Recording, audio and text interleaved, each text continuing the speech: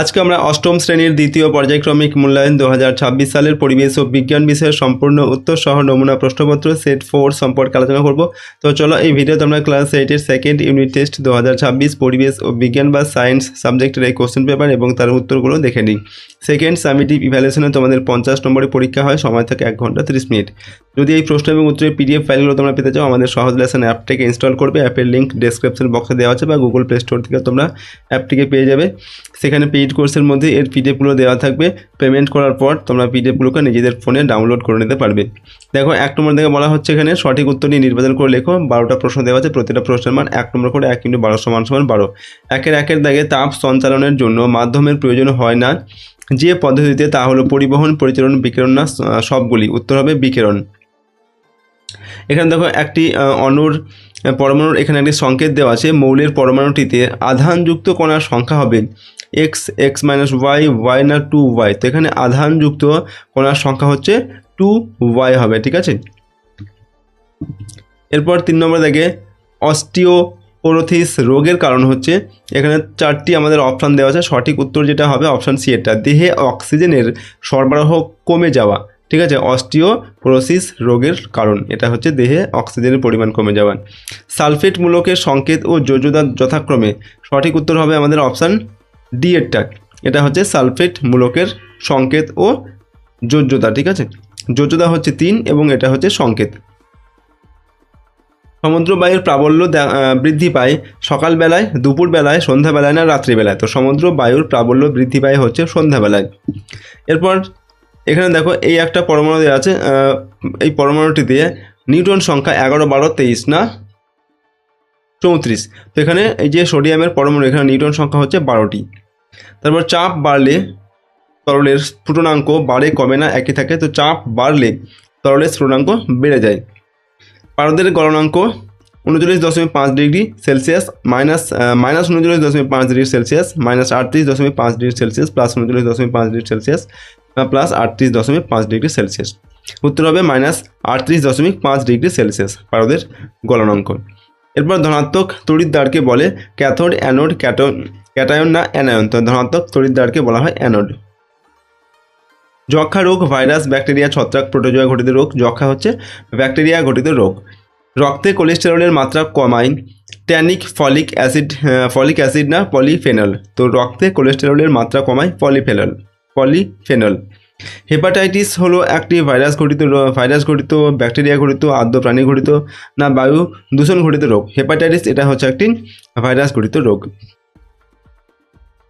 পারদের হিমাঙ্ক, এখানে 4টি অপশন আছে। পারদের হিমাঙ্ক হচ্ছে -39.5 ডিগ্রি সেলসিয়াস।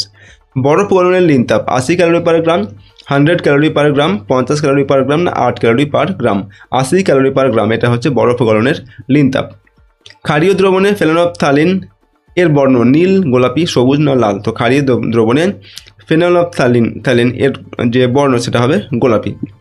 এরপর দেখো লোহায় মরিচা পড়া একটি ভৌত পরিবর্তন, জৈব পরিবর্তন, রাসায়নিক পরিবর্তন, বিনিময় পরিবর্তন? লোহায় মরিচা পড়া এটি একটি রাসায়নিক পরিবর্তন।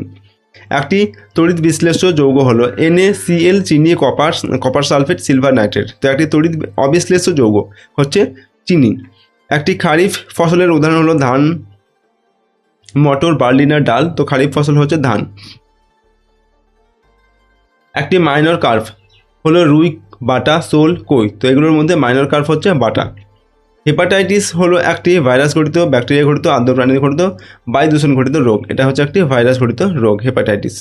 মধুতে পাওয়া যায় vitamin A, vitamin K, vitamin E, vitamin B complex?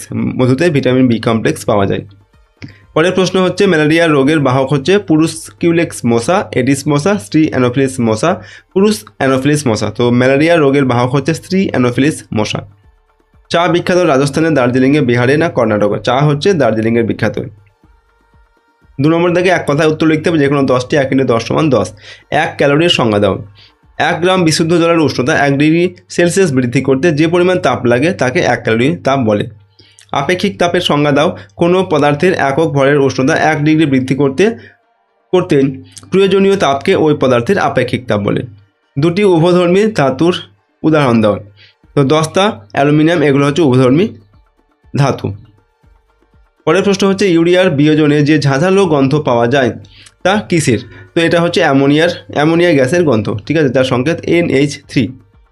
তড়িতের সুপরিবাহী একটি অধাতুর নাম লেখো। তো তড়িতের সুপরিবাহী একটি অধাতু হচ্ছে গ্রাফাইট। পরমাণুর মধ্যে সবচেয়ে ভারী কণা কোনটি? পরমাণুর মধ্যে সবচেয়ে ভারী কণা হচ্ছে নিউট্রন।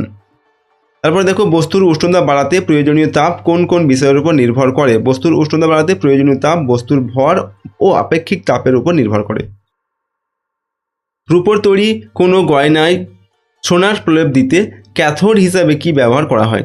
রূপোর তৈরি কোনো গয়নায় সোনার প্রলেপ দিতে ক্যাথোড হিসাবে রূপোর গয়নাকে ব্যবহার করা হয়।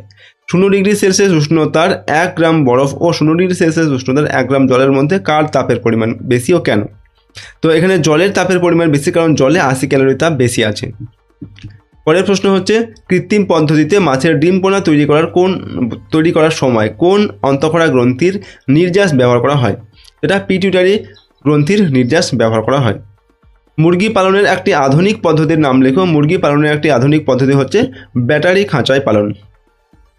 3 নম্বর দাগে সংক্ষিপ্ত উত্তর দাও। যে কোনো দুটি প্রশ্নের মান হচ্ছে 2 নম্বর করে, 2 দুগুণে 4 নম্বর দেওয়া আছে। 1 নম্বর দাগে ভাইরাস কথাটির অর্থ কি? একটি সিটার মুরগির নাম লেখো। ভাইরাস কথার অর্থ হলো বিষ বা পয়জন। একটি সিটার মুরগির নাম হলো ব্রাহ্মা। লিটার কি? লিটার কথার অর্থ পশু পাখির শয্যা বা বিছানা, যা বিচালি কাঠের গুঁড়ো, শুকনো পাতা, তুষ, ভুট্টা ও আমের খোসা দিয়ে তৈরি। প্রদত্ত যৌগগুলির সংকেত লেখো। মার্কিউরাস ক্লোরাইড আর হচ্ছে সোডিয়াম অ্যালুমিনেট। তো মার্কিউরাস ক্লোরাইড এর সংকেত HgCl2 আর সোডিয়াম অ্যালুমিনেট এর সংকেত NaAlO2। কার্প কাকে বলে? মিঠে জলে বাস করা যেসব অস্থিযুক্ত মাছের ত্রিকোণাকৃতি মাথায় আঁশ থাকে না, অতিরিক্ত শ্বাসযন্ত্র ও চোয়ালের দাঁত অনুপস্থিত, দেহের ভিতরে পটকা থাকে, তাদের কার্প বলে, যেমন রুই, কাতলা, বাটা, পুঁটি ইত্যাদি মাছ। 2টি ডিম উৎপাদনকারী মুরগির নাম লেখো। 2টি ডিম উৎপাদনকারী মুরগির নাম হলো লেঘর্ন ও মিনার্কা। চায়ের 2টি গুণ লেখো। 1 নম্বর, চা ক্লান্তি দূরীকরণে খুবই কার্যকর। 2 নম্বর, সর্দি কাশি এবং গলা ব্যথার ক্ষেত্রে আদা চা অত্যন্ত উপকারী। এরপর মেজর কার্প ও মাইনর কার্পের কমপক্ষে 2টি পার্থক্য লেখো। দেখুন, এটা হচ্ছে মেজর কার্প, এটা মাইনর কার্প। 1 নম্বর হচ্ছে এদের আকার অনুসারে পার্থক্য। মেজর কার্পগুলি তাড়াতাড়ি আকারে বড় হয় আর মাইনর কার্পগুলি আকারে ছোট হয়।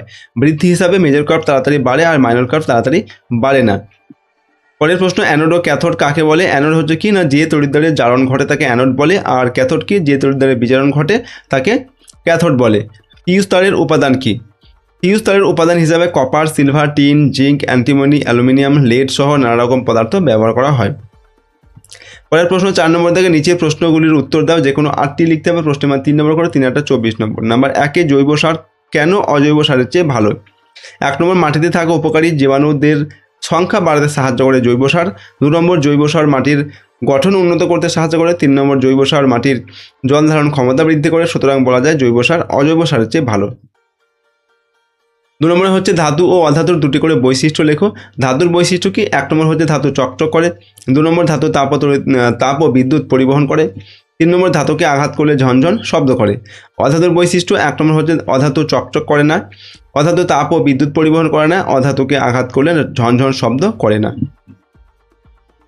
3 নম্বর, গ্যালভানাইজেশন কাকে বলে? যে প্রক্রিয়ায় কোনো ধাতুর উপর দস্তার প্রলেপ লাগানো হয় তাকে গ্যালভানাইজেশন বলে। এই প্রক্রিয়ায় সাধারণত গলিত দস্তার মধ্যে ধাতুটিকে ডুবিয়ে দেওয়া হয়। এই প্রলেপটি একটি সুরক্ষামূলক আবরণ হিসেবে কাজ করে, যা ধাতুর ক্ষয় রোধ করে। এরপর হচ্ছে হিমমিশ্র কাকে বলে? এর ব্যবহার কি?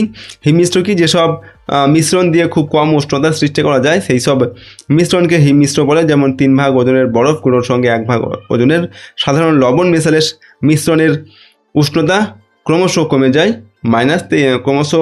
ক্রমশ কমে প্রায় -23°C হয়। এই হিমমিশ্রণের ব্যবহার কি? মাছ মাংস সংরক্ষণ করতে হিমমিশ্র ব্যবহার করা হয়। তারপর দেখো তড়িৎ বিশ্লেষ্য পদার্থ কাকে বলে? তড়িৎ বিশ্লেষণের ব্যবহার লেখো। তড়িৎ বিশ্লেষ্য পদার্থ কি? যে সকল রাসায়নিক পদার্থ দ্রবীভূত বা গলিত অবস্থায় তড়িৎ পরিবহন করে তাদের তড়িৎ বিশ্লেষ্য পদার্থ বলে। যেমন সোডিয়াম ক্লোরাইড, হাইড্রোক্লোরিক অ্যাসিড ও সোডিয়াম হাইড্রক্সাইড। তড়িৎ বিশ্লেষণের ব্যবহার কি? না, তড়িৎ বিশ্লেষণ মূলত ধাতু নিষ্কাশনে ব্যবহার করা হয়।